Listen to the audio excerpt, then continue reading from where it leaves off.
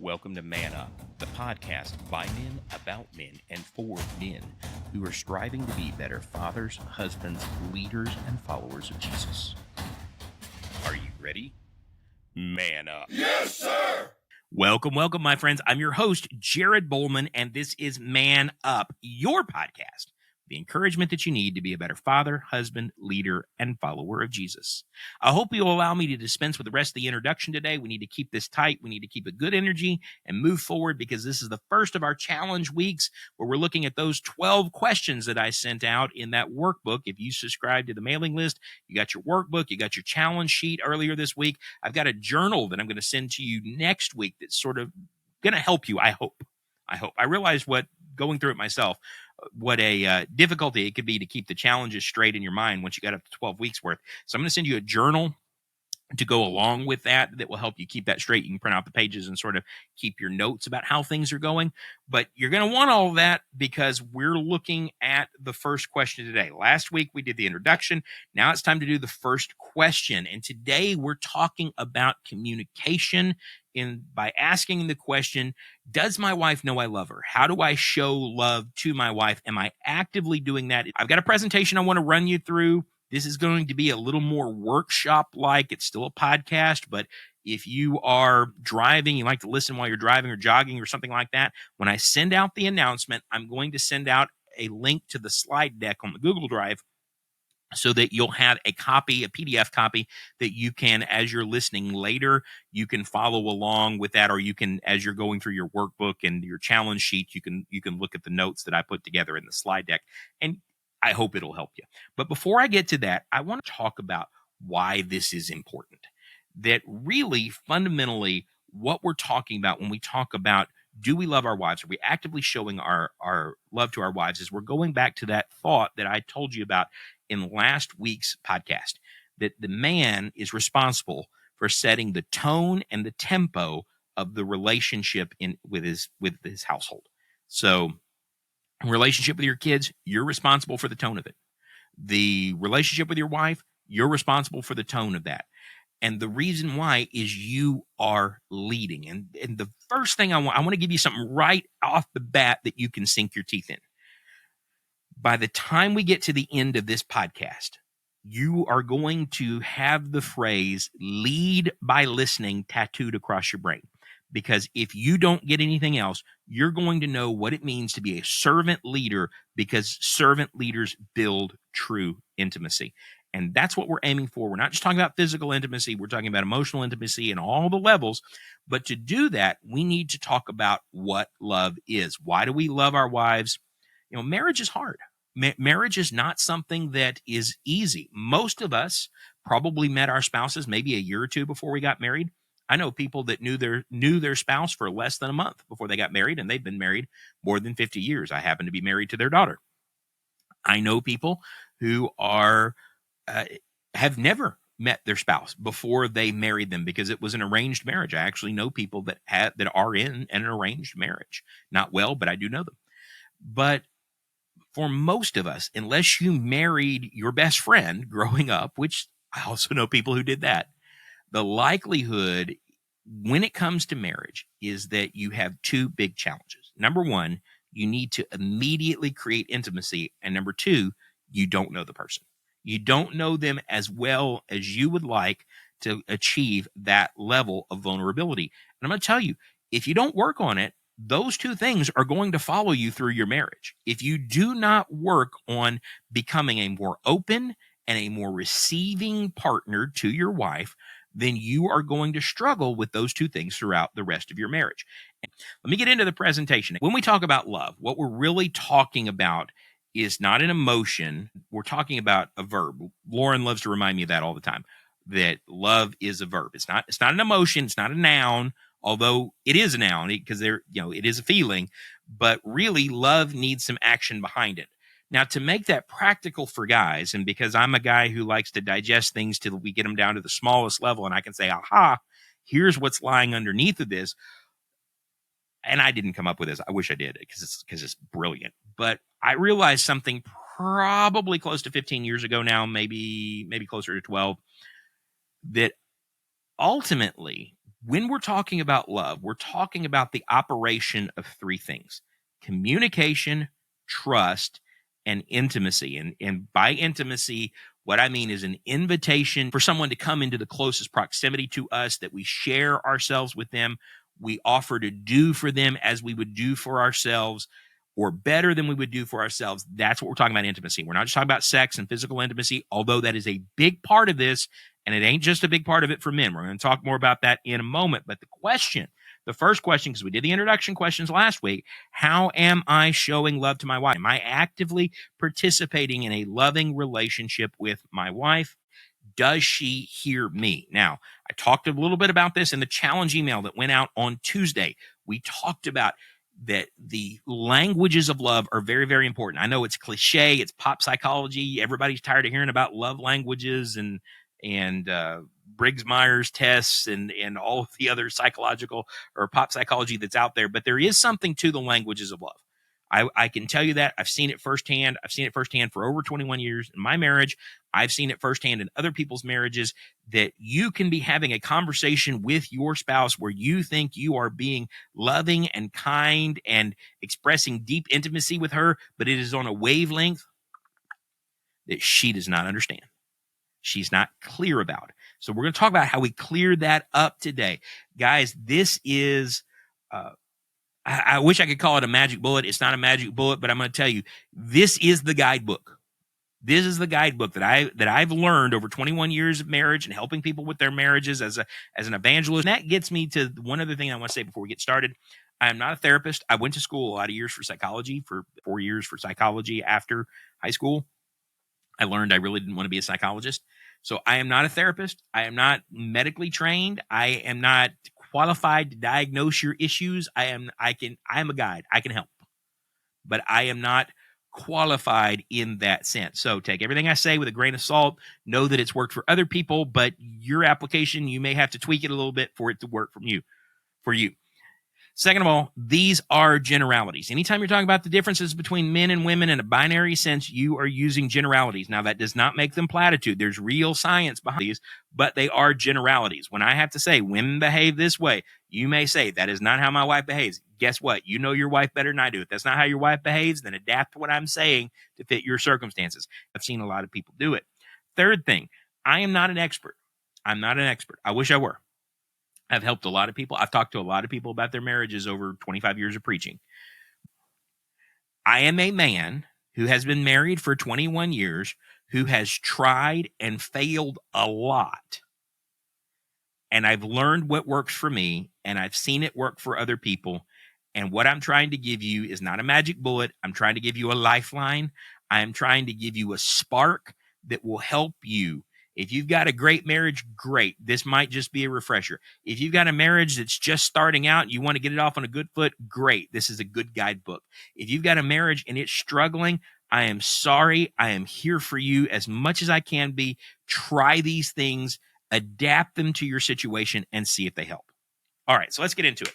What is the biggest issue in your marriage today? There's 2 questions I'm focusing on in your workbook. They're both under question number 1. Each one of the 12 questions had several questions underneath it. You answered over 100 by the time you got done with it, if you've done the whole workbook. But there's 2 that I'm focusing on. One is the very last question under question number 1. And it was very simply, on a scale of 1 to 10, rate your show of affection or your show of love to your wife. I'm trying to remember exactly how I worded it. And it sort of goes along with one of the introduction questions we asked last week and the questions that came before the 12 questions about your overall happiness and your wife's happiness with your marriage and your sexual intimacy. So again, remember the rating system, 1 to 10. Anything below a 7 needs work. Anything below a 5 really needs work. But so rate that. The second thing I'm going to ask you is the fill in the blank question. And that question is one that you could put anything there, but it's what you thought the biggest problem in your marriage was, something you're struggling with that your wife doesn't know about. It could have been answered either way. I kind of left it open to where you could do a couple's answer, like, here's something that I think is the biggest thing I'm struggling with and it has to do with us both, or maybe it's something personal. Does your wife know about it? Have you communicated it to her? I want you to think about those two answers, and then I want you to answer the question at the top of the screen right now. What is the biggest issue in your marriage today? And then I'll tell you what the biggest issue in your marriage is today. Most people, when they answer that question, are going to say one of three things because it's the top three reasons for divorce in our country. Number one, people say we struggle with intimacy. The sexual relationship is broken. Most men feel like sex is too vanilla or it is not happening often enough. Women will report a lot of times that that's all that he wants, or that they're being pushed outside of their comfort zone. That's what one of the dangers, honestly, guys, of pornography and things like that. We need to be aware of what that does to our thinking. The second is money. Money is a big one right now. We are in the middle of apparently a recession that won't quite materialize, but it's happening. We've had a lot of inflation. It's slowed down, but it's still growing. I heard today that inflation has slowed to 3 to 4%, but it's still going up. It's not reversed. So went up 10% last year. We got 3 to 4% above it in the summer. So it's really not correcting itself. It's just not getting as painful quite as fast. I know money is a big concern for a lot of people today. That's one of the number one reasons why people get divorced. The third is they disagree about how to raise children. Every one of these things, I'm going to say to you, no matter what you filled that blank in with, the biggest issue in your marriage is the number one issue in your marriage is communication, because every one of those things at its core is a communication problem. There's communication issues. It might be that we're communicating with people outside of our marriage. That's bad. It might be that we're not communicating with people inside our marriage. That's bad. It might be that we communicate in ways, and this is more likely, hopefully, that our spouse, our wife, does not understand. We're trying to say, I love you, but it is not in a language, on a wavelength that she perceives. And that, my friends, is the primary focus of today. How do we get them to see? How do I show them love? How do I move the way that I'm saying I love you to where they feel validated and fulfilled, and we increase intimacy at all the levels: emotional, spiritual, sexual, physical. So, talking about this, I want to begin by talking about the 5 reasons we communicate. Did you know communication happens at levels? This is one of the things. I remember this going back to actually high school, but I really studied it a lot in college when I had to take interpersonal communications for psychology. Communications happens at 5 levels. Number one, we communicate because it's expected. This is called the cliche. If you meet somebody new, they stick out their hand, you shake their hand, you say hello, you say your name. Why? Not because they're going to need to know your name. You may never see that person again, but it is expected. You see somebody coming down the road with packages, push the door open and you wait for them to go through. They say thank you. They probably didn't go through their whole day really giving thanks for the fact that you opened the door. It was expected. It is a societal expectation that we are fulfilling. It's part of the social contract, if you will.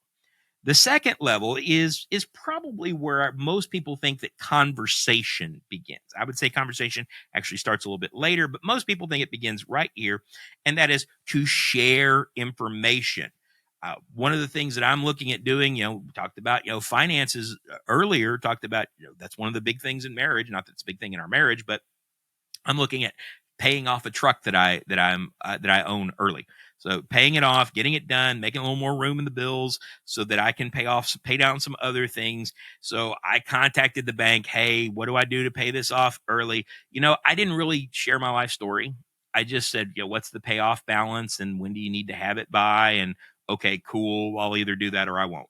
So, and that's where we left it. There was no expectation that I was going to show up and eat dinner at their house. Why? Because I called to get information. To get that information, I had to give them some information. The third reason we communicate, and this is where I would say real conversation begins at this level. If I get pulled over going down the street and the police officer tells me, hey, the speed limit is 35 and not 45. You got to watch that out on TV highway near where I live, because the speed limit goes up and down like a yo-yo there, sometimes within a couple of blocks. But the speed limit is 35, not 45, and I get pulled over and get a ticket. I'm not going to exchange my ideas with that police officer about what I think the speed limit should be. Some of you may, and that's probably going to increase the dollar amount on the ticket. But the whole idea of when we reach a phase where we can exchange ideas, we're giving our thoughts about something, that's where we've reached a point where we're building a relationship. That's one of the reasons why I talk about you guys as a community. I talk about us as a band of brothers in the introduction, usually soldiers, comrades in arms. The reason why is I like to think that with my audience that we have reached that level, that you are here as a free flow exchange of ideas. I realize I'm the only one that gets to talk, but that's why I put these up on YouTube. I'd love you to go and watch them on YouTube and share your thoughts in the comments. I'd love to hear from you. If you listen to the podcast, you got ideas for a show, you got questions about something I said, you can email me right from Spotify's page. Level number 4, this is where friendship really begins. This is where we begin to share emotions. Sometimes Brian Haynes, my co-host of the Biblically Speaking podcast, he's been on this podcast several times. Sometimes he'll say, "Hey, Jared, can we talk? I just got to get something off my chest. It's been bothering me. Can we go to coffee?" And he'll pick my brain. This is how this situation is making me feel. What would you do about it? We're close friends. We share emotions like that. But then we have what's called deep disclosure. This is the 5th reason we communicate. And this is where I would say real intimacy actually begins. And there are very few people in most people's lives, unless you are a chronic oversharer and you are making everybody in the elevator uncomfortable, most people probably have very few people that get into this place. I'm going to tell you, I have 5 that I can think of off the top of my head. It used to be 6. The 5th passed away last year. His name was Tony Monk. Tony, if I could call him up, I could say, "Tony, I got something that's really weighing on me. I don't know how to handle it. This is how it's affecting my preaching. This is how it's affecting my marriage." He'd say, "Well, buddy, just lay it out for me. Tell me all about it." And he'd say, "Jared, here's what you need to do." And I can still hear him saying those things. And this is the level, honestly, this is the level where we can really get to the point we can say hard things that need to be said because the person on the other side of the conversation is not going to doubt for a moment that I love them, or that I'm not going to doubt that they love me. This is intimacy, because intimacy is not just about physical connection. It is about an invitation to proximity, to be closer to me, to share in the deepest part of me. And of course, physical intimacy, that's reserved just for my wife at that level. It's not going to be easy to develop these kinds of relationships. And that's one of the reasons why marriage is difficult. Because your relationship, we're talking about the relationship with your wife now, is only going to be as successful. And I went back and forth on proficiency and effort here. It's only going to be as successful as our proficiency, and I'm going to say the effort that I put into proficiency when it comes to communication. So this is the point where I say we need to buckle up, that we want to become better at sharing this part of ourselves with our wives. We need to understand that these top 3 levels, there are 3 reasons why we communicate at these levels. Number 1, I call AD and F. Action, desire, need, fear. Something that needs to happen, or something that's going to happen, rather. Something that I want to happen. Something that needs to happen. Something that I'm afraid is going to happen. Now, many times, it is hard for us to talk about a couple of these categories. Need and fear can be very difficult because there's a vulnerability associated with them. Very difficult to talk about. The second is to initiate, sustain, or repair an emotional bond. This level of communication, this sharing emotions, is rapport building. The third is to engender trust and create intimacy. So those are the 3 reasons why we're communicating at this level. Now, I'm going to tell you, men and women come at trust totally different, and that's going to be very important later in this episode, but you need to keep that in mind. Men, trust precedes true intimacy when you're talking about emotional, heartfelt availability. For women, it's sometimes the other way around. In fact, I'd say a majority of the time it's the other way around based on observation and some data behind that. So moving forward, one of the things that I noticed probably 12 years ago now, and this goes back to my days studying psychology. I studied, psychoanalysis, Freudian psychology. I looked at Jungian psychology. There was one guy in particular that had a theory that I really, really liked that I kept coming back to because it sort of validated the way that I saw the world. I don't carry it all the way out to its fullest extent because you end up in secular humanism pretty quickly if you do. But his name was Abraham Maslow. And he came up with this idea of the hierarchy of needs, that basically people function at one level until they're satiated or they know that their needs are met at that level, and then they move to the next. At the most, a person will only really be able to function at maybe two levels at the same time. So the first is the physiological needs, the need for food, water, shelter, warmth. Basically, place to live, something to eat, knowing that there's no ambiguity to those questions. Second is security. This is freedom from worry, freedom from want, financial freedom, safety. All of those things go into security. The third is social. This is where family, friendship, and the first level of intimacy and belonging really come into play. And I would say intimacy, like we're talking about, probably fits more with the next level or equally with the next level, and that is esteem. That's where our self-worth, our accomplishment, our confidence in our situation allows us to feel, okay, this is settled. I'm settled in this area. I don't have any concerns on any of those other levels.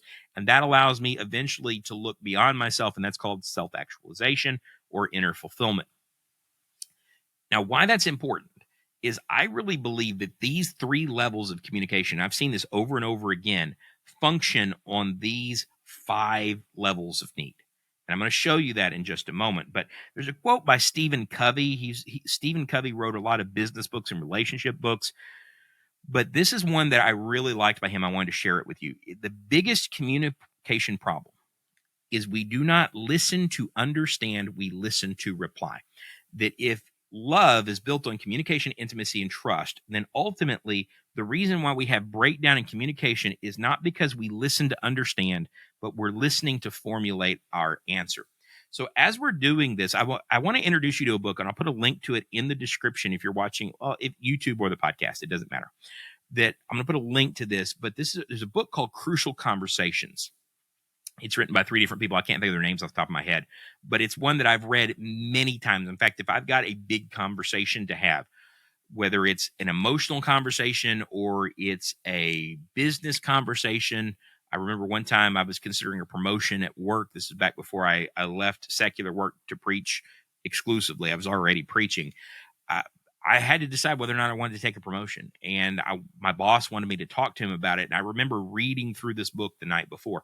That before I moved up here in Oregon and left Texas, I thought about what I wanted to achieve and what that meant for my family, and how did I work through the communication process to where everybody, whether it was me or my family or the church up here, everybody got exactly what they needed and hopefully what they wanted. And so this is a piece of wisdom that we're going to come back to a couple of times over the course of the podcast, today's episode and future episodes too. In order, as you're preparing for these crucial conversations, you need to be clear about your goals before you hold the conversation to keep it on track. It's really easy in the middle of difficult conversations, particularly where there's an emotional component to it, that to go all over the road and to start introducing things that are not part of that conversation. That destroys the communication process. Second, you need to recognize what is at stake for you, the other individual, and your relationship. So I remember one time my boss, Mark Noonan, and I sat down and had a conversation. He really wanted me to sort of level up and take a position in the company I didn't know I was necessarily comfortable with at the time. Turns out I did fine. But I remembered thinking, okay, here's what I want. Here's what's at stake. I'm going to be introducing the possibility of failure. Here's what's at stake for him. He's already sort of told the higher ups in the company he thinks I'm the perfect fit for that. And that could be a big red flag for him if I don't accept it. And this is what our relationship is. We had a lot of trust between each other. And so we worked through those things and I accepted that promotion. These are things we want to avoid in conversations. Looking for ways to win. That is turning it into an argument. There's a winner and a loser. Punish. That is a big thing that happens in conversations with our spouse, is punishing or incentivizing. You'll hear, particularly when it comes to the sexual relationship, that sometimes incentives are given if husbands behave a certain way. It's a dangerous way to communicate. Or keep the peace, that is to say, status quo. It's not to say you find a new peaceful resolution, but just to maintain the status quo during the discussion. A lot of times we just want to run off and say, okay, we'll just leave everything as it is. That might not be the best answer. But understanding different communication styles, this is back to what I've learned, that men and women often have different communication styles. And I should probably say usually have different communication styles. Men tend to be direct and solution oriented. That you've probably seen this video. It used to go around a lot. It's probably 10, 15 years old now. There's a man and a woman sitting on the couch, a husband and a wife, and he is just aching to say something, and she keeps explaining to him that she doesn't feel, that she's having all of these problems. And then it cuts to a wide shot, and there's a nail sticking out of her forehead. And he says, just let me get the nail. And she keeps telling him, it's not about the nail. My wife and I have that conversation all the time. To us, there's a simple solution, men, to her problems. Take the nail out of your forehead, right? And I look at that commercial, I think, how ridiculous can you be? But my wife sees that, and she says, how ridiculous can you be that she's wanting to explain to him that the nail is a metaphor for other things, and he's trying to solve the nail. And this is really important. Men and women, because we communicate differently, we may not be having the same conversation. In fact, George Bernard Shaw said the single biggest problem in communication is the illusion that it has taken place. That's eye-opening to me when I think about that. And it takes me back to the hierarchy of needs there on the bottom of your screen, the bottom right. The biggest problem when it comes to communication is the illusion that we actually are communicating. That what I'm saying is being perceived, and I have perceived what the other person needs me to understand. Now, because that we know that's an issue, because we know that is a problem, what that means is I have to learn to listen. And again, these are generalities, but listen to and value emotional connection and empathy in conversations, because typically that's what my wife values. Now, again, these are generalities. I know women. I'm married to one that in some ways communicates like a man. She can be very direct at times. Her mother is the same way. Cheryl Franks is amazing. And John absolutely loves, that's my father-in-law, absolutely loves his wife because he knows what to get her. He goes for most things. Now, she's a girly girl. She loves dresses. She loves purses. She loves necklaces. She loves all of those things. But they also share a deep passion for hunting. And he knows that if he goes and buys her a better version of what he has that he loves to take to the deer stand with her, she's going to be over the moon for it. Some people, it's easier to bridge this gap. There are other people that I know of. There are other marriages that I know of where bridging this gap, it's like night and day. But because they know that, it becomes easy. I just do what I wouldn't do normally, and that allows me to understand her better. And sometimes it can be as simple as that. But what we're really talking about, and one of the great barriers to intimacy and trust in communication, is the fact that we don't really communicate. We don't really communicate, as Stephen Covey said, to listen, but to reply. And so that's why I suggested in your challenge worksheet the idea of active listening. And what is active listening? Active listening is creating understanding through the effort of empathy. In other words, your goal when you listen, when you're communicating with your wife, is to hear, and really any person, but specifically when you're dealing with somebody who, generally speaking, is going to come out things completely different from you. Your goal is to hear and understand, not to draw attention or be informed, fix, or reply. You say, well, isn't being informed and understanding the same? They're really not. Lauren, when she wants me to understand something, is talking about an emotional component. She's not talking about information. She can say, hey, the car is out of gas. And that tells me one of two things. Either I had the expectation since you drove it last that you would have put gas in it, or Before we go somewhere, we need to stop and get gas. I know by her tone which of those two things she's communicating. One of them is understanding I inconvenienced her and made her late at a time when, because I didn't take the extra moment to fill up her gas tank when I drove her car last. The other is saying, hey, we need to leave a little bit early because we're going to have to stop by Fred Meyer, which is like Kroger up here. We're going to have to stop by Fred Meyer and get gas. And so I need to understand the difference between understanding and information. But also, the goal is not to fix the situation. Lauren can tell me when she wants, and will tell me when she wants me to fix the situation. She'll say, could you step in and fix this? Until then, I have learned, and sometimes I got to sit there and just go, and try to push out that desire to fix, that desire to formulate a reply. I've got to sit there and hold my tongue down and force my mind to be open to what she is saying, because the solution to me seems so obvious. But to her, it's not about the solution. It could be that she sees the obvious solution, but she isn't convinced that I, who see the obvious solution, understand the emotional implications of the solution being so obvious and not take it. Did you understand that? If the solution is obvious, it's probably obvious to her too. She's not, I know my wife's not stupid. So that means that there's probably an emotional conversation about why something so obvious wasn't ever addressed.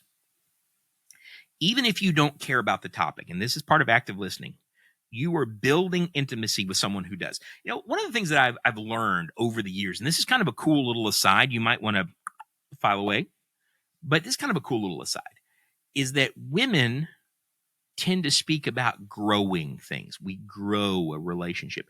They have a very organic way of thinking about things. Men tend to think about building or constructing or tearing down. And the reason why, once you understand that, and I'm not going to tell you why, because I want you to formulate your own thoughts about it, but it is part of the Mars and Venus. Men are from Mars, women are from Venus. If you remember that book from 20 years ago, it's actually not a bad book. It's worth looking at. There's some things in it I don't agree with, but general principles, it's not bad. But we need to remember, I may not care about the topic, but I care about the person that is reaching out to me for understanding. You know, my wife may want to have a conversation with me about people I don't know. She has a wide extended family. I had a fairly small family that two grandparents on my mom's side, an aunt and uncle, and three brothers, handful of cousins, and wasn't really close with the cousins. Lauren has got a family that includes friends. You ever know people like that? Like, oh, that's my cousin. How? Well, they're just a good friend of the family. Huh? Well, sometimes, in fact, we had a discussion the other day. Her best friend, Lauren's best friend, has a relative that I didn't even know existed. And Lauren, because she's processing something, wants to sit and talk to me about a person that I don't know, that honestly, I don't care about, because I don't know them. But she finally gets out what's going on, and it's an illness issue once it finally comes out. And it's something that she wants us to be mindful of and praying about, because this person is special to her. I still don't know the person, but I care about my wife. She's important to her. So I'm going to focus on that. I'm going to listen to that. It doesn't mean I feel close to the person when I got done. I still don't know who it is. But I'm going to listen to Lauren because it affects her. And to do that, I have to learn to put my head voice on mute. We all have a head voice. You know what your head voice is, right? It's the little part of your voice, the little part of your brain in these conversations that, particularly if they're going in a bad direction and there's some disagreement, that wants to point out the inaccuracies in what's being said, or that wants to redirect and say, well, you did this, when I'm hearing, hey, you did this, and we're communicating up here at this understanding level. She wants me to understand how what I did inconvenienced her and made her feel. And I want to redirect, oh, yeah, well, you did that. Or the obvious solutions that we've already talked about, or the sharing of insight where, babe, It's not a solution, but here's something that we could learn from this. She doesn't want to hear that. She just wants me to shut up so that the words can come out, because the words pull the emotion out. You ever see one of those magicians and they start pulling this, really, it looks like it's coming out of their mouth. It's probably coming out of their sleeve or their neck, but they pull it just right. It looks like this long stream of handkerchiefs is coming out of their mouth, just one right after another. You remember and things like 30-foot long when they get, well, where were those? That's sometimes how words are, particularly when it comes to women, as they're trying to pull the emotion out that's behind them. Once the emotion is out, once it's been aired, then we can talk about solutions. Maybe. Because it may be the solution is, I just wanted to get this out. Now I'm going to go take the nail out of my head that I knew was there all along. And again, it goes back to a level of trust and a level of communication that's creating intimacy. So I need to acknowledge and respond to her feelings if I'm active listening. And I need to, and I told you it's going to get tattooed on your brain, lead by listening. That's really the focus of this particular activity and the challenge exercises is, can we lead by listening? Now, the second thing that I have to stop and think about is how this affects conflict. That when there is conflict in these conversations, that may just be an everyday conversation, but when there's conflict, as somebody who's wanting to build, remember that intimacy that we're wanting to build that's supported by active listening. I believe it's part of what Peter's talking about in 1 Peter chapter 3, when he says, likewise, husbands, live with your wives in an understanding way, showing honor to the woman as the weaker vessel. It doesn't mean she is incapable. It means she's fragile, and we treat her as fragile. And part of that fragility is letting her get that emotion out, right? Since they are heirs to you with the grace of life, so that your prayers may not be hindered. Well, where do we go from that? Well, what happens when there's conflict? It means that I need to approach conflicts looking for resolution. Going back to that crucial conversations, the link in the description. I'm not doing this to win. I'm not doing this to punish. I'm not doing this to keep the status quo and call that peace. I want resolution, but I want resolution that's good for her and good for me. I need to clearly, in moments of conflict, I need to clearly communicate my desire for resolution, even if I don't know how to achieve it. I think that's one of the things that we forget, particularly when things get hostile and kitchen doors start slamming, voices start getting raised. We start doing that more often than not as men before we've communicated a desire for resolution. And that's why when you hit those particular tones in your relationship, in your conversation, that's why it shuts down. You ever notice that your wife probably shuts down? I know my wife does. When I get frustrated, when I get upset, she shuts down.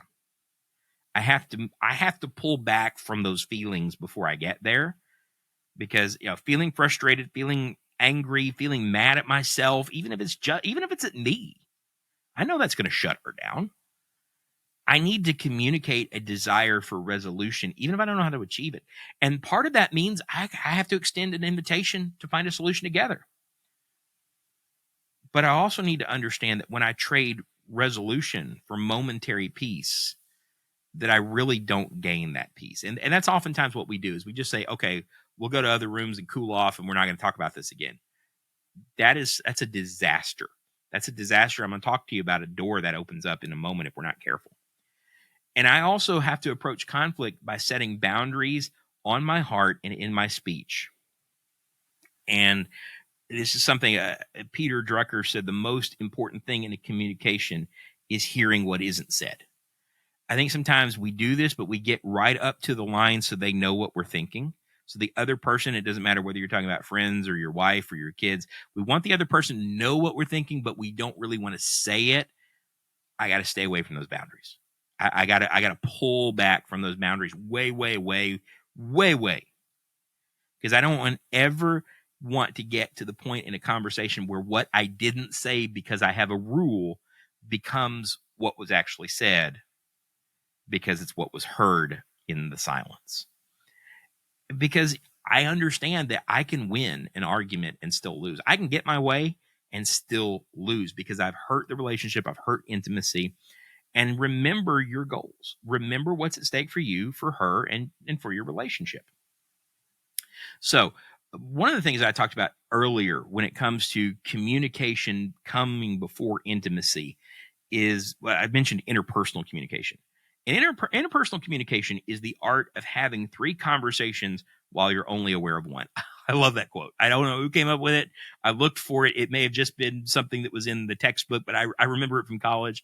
I've used it for 25 years now. But I love that. Interpersonal communication is the art of having three conversations while you are aware of only one. You have your conversation, she has her conversation. In the middle of those two is, the Venn diagram here, empathy and awareness, right? So you've got empathy and awareness in the middle of your conversation and her conversation. What you want to do is cause that space that says empathy and awareness. You want to grow that space, and you do this through active listening and speaking in conflict in a way that seeks resolution. You grow that overlap to where those two circles look much, much closer to each other than they do initially. That's productive communication. That's what we're trying to get to. Now, you can push away to where your circle is over here and her circle is over there, and there is no overlap. That's bad. That is not what you want to do, because what you're doing then is you're harming the relationship at that level. If you get to the point where your wife walks off or you walk off and you say, I can't understand you, or I don't want to talk about this anymore, what that means, and we've all been there, I've been there. What that means is your conversation sphere and her conversation sphere move further apart from each other, and you lost any and all overlap between the two of you. And that is a dangerous place for a marriage to exist. If that keeps happening, you're going to destroy the relationship, and you will go looking for somebody, or she will go looking for somebody who will give that empathy and awareness. And if they don't go looking, then there will just be no intimacy between you at an emotional level. But and this sort of alludes to what I said on the last slide about conflict resolution, that you can be right, you can win and still lose. And Kenny Embry is the one that said this to me. Actually, my dad said this to me too when I was much younger. You can be right and you can be happy, but you can't always be both. So sometimes, in order to maintain intimacy, I've got to choose the difference between being right and being happy. Now, if we're talking right on things that God has said, I've got to choose being right. But there are times when she wants to go down a path, and I don't think it's the best path, but it means something to her, and it's not violating God's law or God's, what we see in Scripture. So, okay, we can go down that path if you want to. I mean, you can do that with your life if you want to. I don't think it's the best thing, but you can do that. But ultimately, one of the things we have to decide is this even a battle that's worth fighting? And I think James speaks to that in James chapter 1, verse 19, when he says everyone should be quick to listen and slow to speak and slow to become angry. And that goes back to, again, what Stephen Covey said. The biggest communication problem we have is that we do not listen to understand. We listen to reply. And the more that we do that, the more those spheres are going to be pushed away from each other. So intimacy, when we're talking about intimacy, so we talked about communication and how it brings about intimacy. Intimacy is not purely physical. And I've said that a number of times, and I'm going to say it a number of times before this episode's done. But it is the act, and I don't know who said this. This was a quote, and everywhere I found it, it said unknown. It's the act of connecting with someone so deeply you feel like you can see into their soul. That's what we're talking about. It's not just physical. Physicality between husbands and wives is part of that. But it is deeper than that. So as men, we generally make two mistakes when it comes to intimacy. I say they're mistakes, but it's two things we need to understand. Number one, we assume that intimacy is primarily physical, and we assume that trust comes first. Now, when you're talking about any other intimacy other than physical intimacy, for men, trust needs to precede intimacy. But this is a big difference between men and women here, and this may change some things with how you relate to your wife.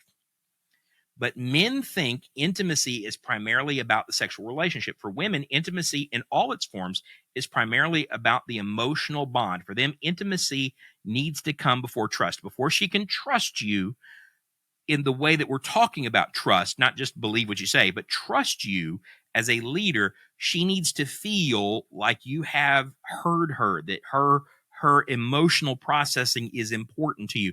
And honestly, that's going to change your sex life. It really is. If physical intimacy is what's important to you, and it is to most men, this is really going to have an impact on your sex life. Making her feel like she is heard and valued and increasing her trust with you is going to have this sounds completely selfish. I don't mean it to be, but it's going to have a big impact in the way you two relate to each other, physically coupling together. But two questions that she is always asking, and these are things that I want you to write these down somewhere. Every time you have a crucial conversation, I hope you'll go check that link out, maybe pick up that book. It's not very expensive. I think it's 20 years old now, but it is a great thing to have around for every aspect of your life where you've got to have a difficult conversation. But two questions your wife is always asking: does he see me, or do I see her for who she is? And do I care? Does he care? At its core, intimacy is the balanced union between strength and vulnerability. And this is me distilling down a lot of advice and a lot of quotes. A lot of them were unknown. I don't know why, but just taking a lot of wisdom that's out there about intimacy. What we're really talking about is being meek, having strength and having it under control. Think about what Jesus said in the Sermon on the Mount. Blessed are the meek, right? Well, they're going to inherit the earth. Well, if you want to have a good marriage, you have to be strong, but you have to have the control over your strength to also have vulnerability. Now, what that means is that intimacy with our wives has some things that cause issue for it. Comfort and familiarity are the first two. If you've ever noticed that when you first get married, that things are very intimate physically, that you're very intimate emotionally, you're sharing everything, you're sharing all your passions, all your stories, things like that. The longer you're with somebody, the harder that is to maintain. Why? Because we know all the stories. Why? Because we can finish each other's sentences. Lauren likes to joke that I can finish her sentences before she can. Let her finish the sentence when it's appropriate. Then there's expectations. We bring expectations to them. Now, if you don't clearly communicate what your expectations are for one another, husbands for wives, wives for husbands, you're going to struggle because if you're a woman and you happen to be listening, he's not going to know what you want from him. We're not mind readers. Even when we've reached comfort and familiarity, we're not mind readers. She doesn't know, men, what you want from her. But when you have an expectation, speak it, and then listen to the other person if they tell you that's not reasonable. Because now we go back to that conflict cycle we talked about earlier, that how do we resolve conflict? Well, some things I got to watch out for, right? Some things we talked about. Short-circuiting conversation can be a way of destroying intimacy. When I say, yeah, I got it. When my wife says, hey, can you stop by the store? Hey, I saw we were out of milk. I saw we were out of bread. I got it. I'm going to go ahead and go. Love you. Bye. To me, that's efficient. To her, that's, well, what if I needed 5 other things? You didn't care enough to stay on the phone. And that's a silly example, but we do this a lot with a lot of things. We short circuit conversations to get out of them because we don't really want to have them, because they're not important to us. Sarcasm and wit is one I've got to be careful of. I've got really biting sarcasm. I like to poke fun, but there's a line, and I know where that line is. And if I don't respect that line, then I'm going to injure her. Sometimes we got to be critical of one another. We've got to say, hey, we're not living up. It kind of goes back to expectations. You're not living up to this. I got to be careful about how I give and receive criticism. Complaining. This is a big one. I told you we're going to talk about an open door that we needed to be careful of under when there was conflict. Complaining equals loyalty. I had a guy ask me one time, a young man, maybe this applies to you. Why is it okay for women to talk about their husbands, but not for husbands to talk about their wives? Well, really, it's not okay for either to talk about either, but you need to understand, to others, but you need to understand that generally when a husband is talking to talking about his wife to other men, he's complaining about her. More often than not, when a wife is talking to a woman about her husband, maybe a close friend of hers, and hey, this is something that happened. I didn't like this. I didn't appreciate it. This is how it made me feel. She's processing emotion. We're doing two different things there. I'm not saying that one is right and one is wrong. We need to be careful with both of them because it can damage intimacy. It can make the other person feel devalued, which is one of the things we're going to talk about in just a second. But for men, when we do that and we are complaining, and it's not because I have an emotional burden I need to get out, I'm just angry and I want somebody to know I just don't like my wife very much today. That is a huge breach of loyalty. Scorekeeping or toxic thinking that love is long suffering and doesn't take into account an evil that is suffered. That kind of, you did this to me and I'm going to get back at you for doing that. That is a huge barrier to intimacy. Responding outside of her love language. This is one, guys, we're going to talk about the love languages in just a second, but we tend to respond in the way that men respond. Basically, men show love in action. We go do things for people, right? I love you, so I went and got the oil changed in your car. I love you, so I did this and I did that. Your wife, that may be her love language. It may not be. The things you're doing that you sit and go, man, I do everything for her. And all she says is, do you love me? And I've been doing all these. It may be that she doesn't see it because she doesn't know what your love language is. And because you're not thinking about hers. And so responding out of her love language, devaluing her contributions. I've seen so many young men do this. So many, not just young men, but I've seen so many men do this, devaluing what she brings. And we'll say things like, you always, or you just want, or this is you. And we minimize what she's doing. That is destroying intimacy. And worse than that, it's destroying the trust that she has in you.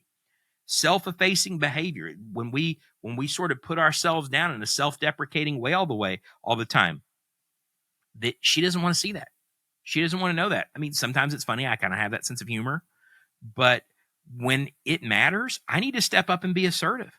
I need to step up and say, okay, this is what the family's going to do. I need to take her into consideration. I need to take my son into consideration.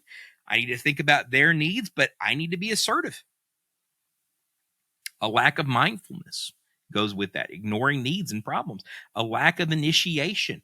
I got to tell you, most guys, that if you want physical intimacy, think about how you're initiating it. Are you initiating it in a way that responds to your need, or are you initiating it in a way that responds to her need?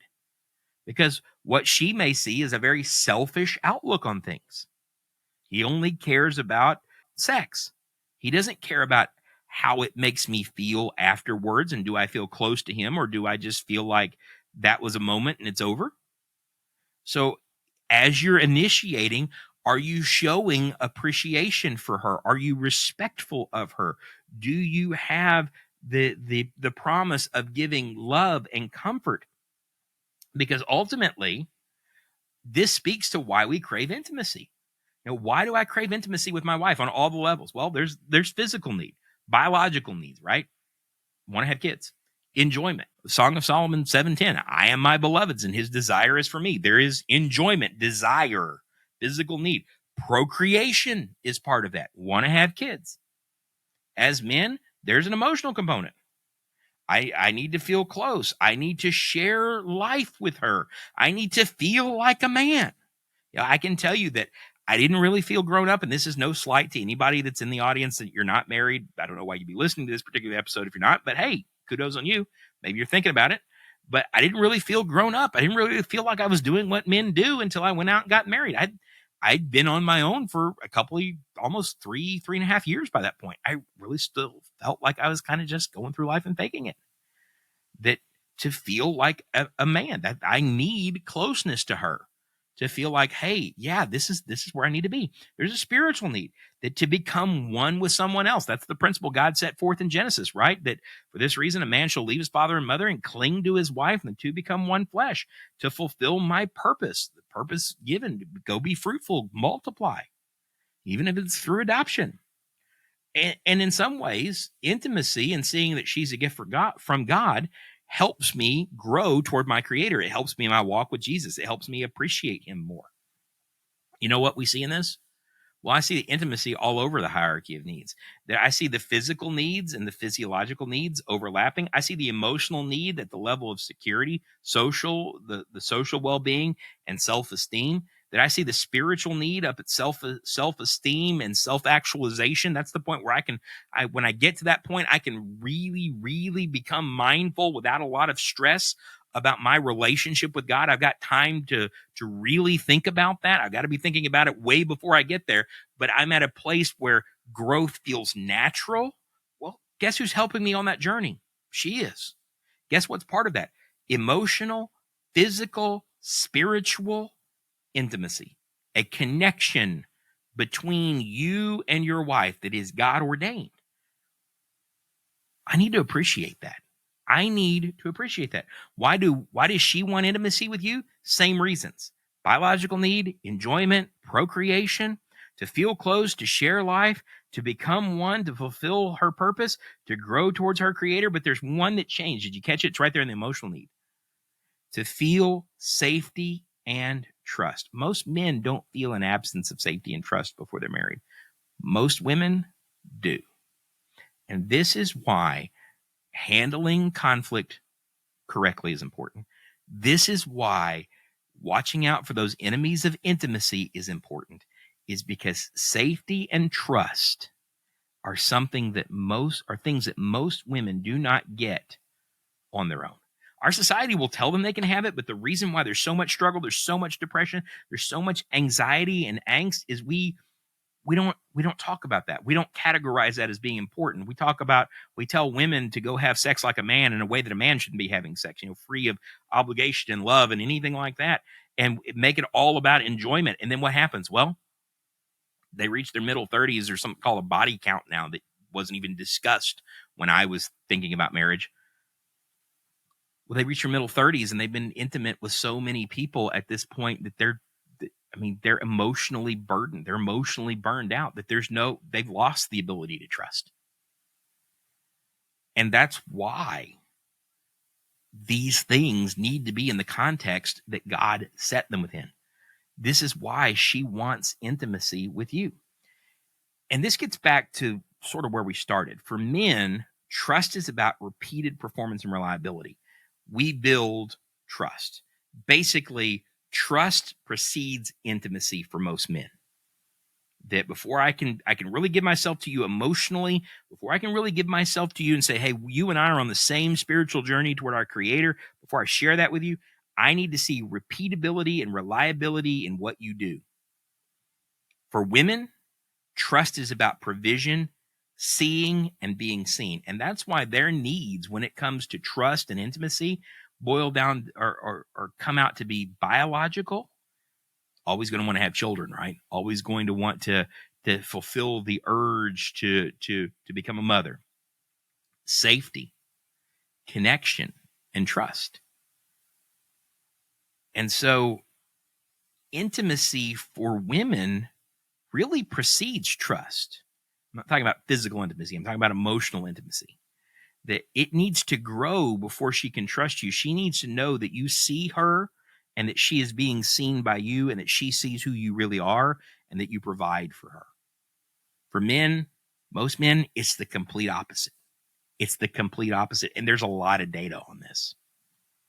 But a man focused primarily on physical intimacy will need trust and physical intimacy to develop emotional intimacy.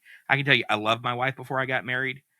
I learned to appreciate her and love her at a whole different level after we were married because we had days together. We had weeks together. I could see her. The things that she did that she never let me down in. And then there was the physical connection there. But on the other level, on the other side, a woman typically focused on emotional intimacy needs emotional intimacy for physical intimacy to be enjoyed, truly enjoyed. I know our society says that's not the case. It really is. And for trust to develop.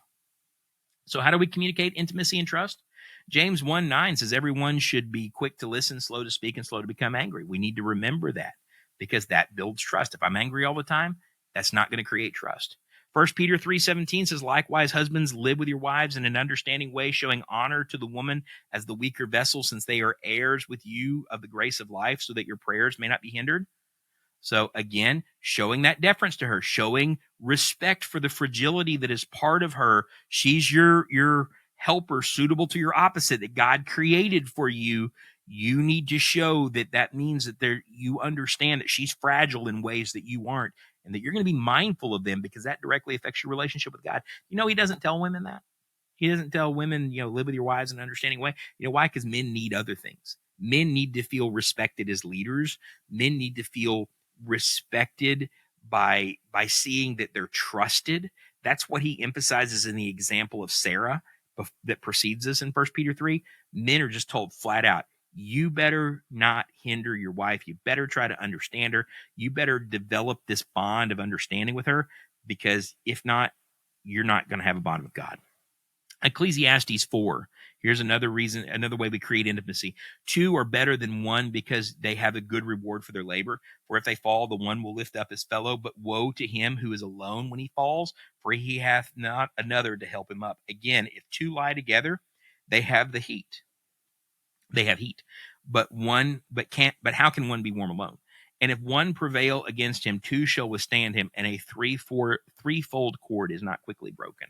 That's what we want our marriages to be, is a threefold cord. I want to share a bit of wisdom from Brian Haynes, my friend of show, been on the podcast many times. The biggest struggle, Brian says, we have in marriage is men want a Proverbs 31 wife without being a Job 31 man. You need to go read those two passages to figure out what he's talking about. But Proverbs 31 is the worthy woman. Job 31 is Job's qualifications. I'll assert my righteousness. I know who I am. And then he says, and it's vice versa. So how do we create a threefold cord? Number one, we need to speak to their need. If you listen, people will tell you how they need to be led. What's our phrase today? Lead by listening, right? We're going to lead from listening. Speak with the purpose of impact and clarity. Speak in a way that shows that you are aware of the situation after you have listened, and gives clear direction, that you are stepping into that role as a leader. You're going to step out there and take that first uncomfortable step. Your wife needs to see that. Unity and consensus are not the same thing, because leaders don't dominate. I can force people into consensus. You can make people agree to do something if you push hard enough. That is not the same thing as unity. Unity is what we are looking for. We need to set a pace and a tone that they can follow. It's going to apply next week when we talk about our kids. We need to lead with certainty. Timid is not the same thing as gentle. This sort of speaks back to the unity and consensus, and leaders don't dominate. Sometimes we think that timidity and gentleness are the same thing. They're really not. Timidity says, I don't know and I don't care. A lot of times, gentleness says, I know and I care, and I'm going to do this in a way that's good, that respects what your need is. And we need to learn their love language. So love languages, really quickly, words of affirmation. Did you do challenge number 2? Did you take that intermediate level? Do you know what your wife's love language is? I got to tell you, my wife's love language changes all the time. Mine is set in stone. It's always been what it has been. It has never deviated. Lauren will tell you freely that hers changes regularly, and she embraces all 5 of them. And you're never going to know which one it is unless you know her. Fortunately, I've lived with her for 21 years. I do know her. And so she still surprises me, but I know how to figure out which one she's feeling and needing that day without saying, hey, what do you need from me today? It's the worst thing you could ever do. Hey, what do you need from me today? Well, what do you need from me today that will make you feel appreciated? You just turned it into work for her. But words of affirmation. People with this love language need their partner to speak words that are encouraging and uplifting. This is a big one for most men. It says, I see and I appreciate you. It's also a big one for a lot of women. Acts of service. People with this love language feel loved when their partner performs acts of service for them. This basically says to her, I know you and your burdens are mine. I want to share your burden. It's not solving her problem for her. It's walking beside her. And that is very, very important for most women.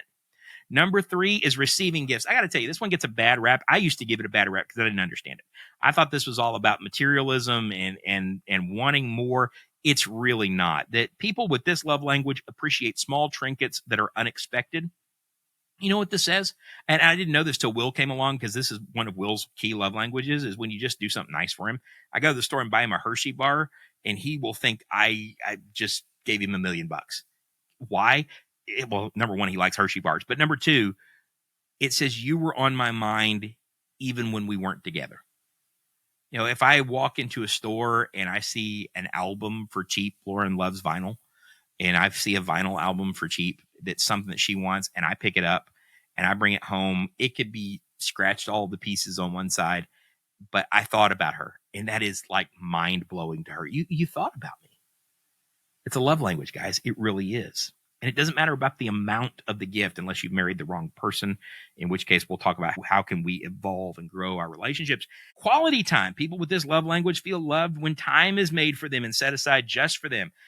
Basically what this says is I set this time aside for you because you are important to me. Quality time, guys, and I've learned this, and this is something I have to work on, is not working on the couch beside her while she watches a Cary Grant movie. That to me is, hey, it's time together. She's like, no. You didn't set that aside. That doesn't speak to me. I appreciate you being there. I love spending time with you, but that doesn't really say that you see me. And the one for most guys that honestly, some women might think this is selfish. Women want this too. Physical touch. People with this love language receive love through physical intimacy. Now, this is not just sex. This could be hugs. And there's a rule of thumb, guys. Hug your wife for 10 seconds at least 3 times a day. And if you got to do it, do the 1 Mississippi, 2 Mississippi, 3 Mississippi, 4 Mississippi. Remember, we used to do that in the football snaps. But 10 seconds, 10-second hug. It releases oxytocin the same way that sex does. It's a bonding hormone. It makes them feel close to you the same way that the sexual relationship makes you feel close to them. That says we are connected and I desire you. I'm going to tell you, sometimes they need to hear that. So the wrap up, do I regularly express affection and appreciation to my spouse in ways they value? That ought to be something we can all say a definite yes to. Does my wife see me as a leader? And do I see the respect from her that I need to do that leadership job well? This is one of the questions. These questions come from the sub-questions on your workbook. So I want you to think about how you answer this. Blank is one area of life I wish I could talk to her about. And as I said in the early show, this could be something in your marriage. This could be something personal. Blank is one area of life I wish I could talk to her about, but I don't know how. You just got the keys. You got the keys for how to have the conversation. This is how you approach her. Go have the conversation. Are there issues with the sexual relationship, i.e. feeling unfulfilled? If yes, have I communicated them to her or she to me? It's not always guys that don't feel like there's enough physical intimacy, physical touch, even sexual relationship. It's not just guys. I mean, we're married. So we're going to talk about sex in these episodes. Sometimes she's going to want sex more than you do, believe it or not.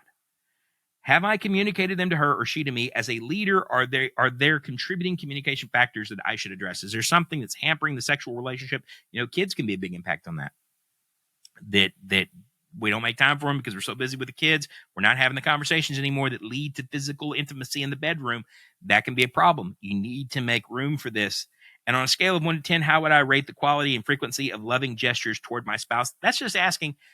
Hopefully now that number has gone up. Now that we've gone through this, you've gone through the workbook, you've been doing the exercises for a week. I hope that number has gone up significantly. But if it hasn't, stick with it. Stick with it. Keep doing those challenges. Keep growing them. And you know what? The challenges about your kids are also going to affect that number. They're also going to affect this number because most women, one of the ways to increase intimacy is to show care and compassion for the people that are important to her, even if they're already important to you. What did we learn? What we ultimately learned is that intimacy is something that can grow. Intimacy is something we can create, but for there to be love, there has to be communication, there has to be trust, and there has to be intimacy. And we need to take the time to learn to communicate well, to learn to build trust, and to create space for intimacy, and realize that she may have that paradigm turned in a little different way. Physical intimacy, sexual relationship is very, very important, but it is not the most important thing when it comes to intimacy. So you need to understand that communicating that to her or her communicating that to you is talking about bigger things in the relationship. Look, go do your challenges. I'm going to put the journal out. The announcement for this episode's coming pretty quickly. But let me know in the comments if you're watching on YouTube. What did you get out of this? Talk to me about that. Check out the books in the description. So the Amazon links are there. You can pick those up, Kindle or physical. But I will see you next week. You'll get an email from me on Tuesday. I'll see you next Friday for another question, and we may do some shorter episodes in between. We'll be looking at the question on quality time with our kids next week. Till I see you again, have a good day, and God bless.